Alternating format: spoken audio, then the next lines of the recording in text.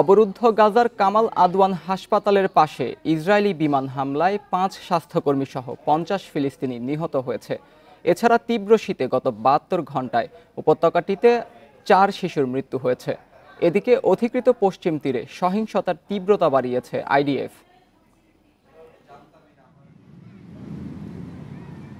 প্রায় ১৫ মাস ধরে গাজায় বর্বর হামলা চালিয়ে আসছে ইসরায়েল। আন্তর্জাতিক আইন ও নানামুখী চাপ উপেক্ষা করে নির্বিচারে উপত্যকাতে তাণ্ডব চালাচ্ছে ইসরায়েলি বাহিনী। শুক্রবার কামাল আদওয়ান হাসপাতালের ঠিক বিপরীতে কয়েকটি ভবনে বিমান হামলা চালায় আইডিএফ। হাসপাতালের পরিচালক হুসাম আবু সাফিয়া এক বিবৃতিতে বলেন, হামলায় নিহত চিকিৎসাকর্মীরা তাদের পরিবার নিয়ে ওই ভবনে থাকতেন। হামাসের সাথে যুদ্ধের শুরু থেকেই ইসরায়েলি বাহিনী গাজার হাসপাতাল ও এর আশপাশের এলাকাগুলোতে আক্রমণ করে আসছে। এতে আহতদের চিকিৎসা সেবা দিতে হিমশিম খাচ্ছে স্বাস্থ্যকর্মীরা। তীব্র শীতের প্রভাবে আশ্রয় শিবিরে হাইপোথার্মিয়ায় মারা যাচ্ছে শিশুরা।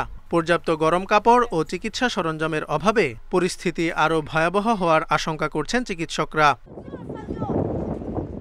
জাতিসংঘের তথ্য অনুসারে ইসরায়েলি আগ্রাসনে গাজার প্রায় ৯০% বাসিন্দা বাস্তুচ্যুত হয়েছে। ক্ষতিগ্রস্ত হয়েছে উপত্যকার ৬০% অবকাঠামো। ইসরায়েলি বাহিনীর বাধায় উপত্যকাতে দেখা দিয়েছে খাদ্য, পানি ও ওষুধের তীব্র সংকট।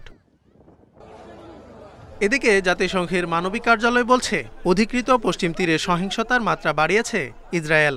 গত ২ সপ্তাহে অঞ্চলটিতে ১০ জনকে হত্যা করেছে আইডিএফ। মার্কিন পৃষ্ঠপোষকতায় গাজার দুর্ভিক্ষ সংক্রান্ত একটি প্রতিবেদন প্রত্যাহার করায় সমালোচনার মুখে পড়েছে বাইডেন প্রশাসন। একে রাজনৈতিক হস্তক্ষেপ এবং ইসরায়েলের প্রতি পক্ষপাতমূলক আচরণ অভিহিত করেছে মার্কিন নাগরিকরা। ইউএসএআইডির তহবিলে প্রতিবেদনটি তৈরি করেছিল famine early warning system network. Zobayer Hussain, Independent news.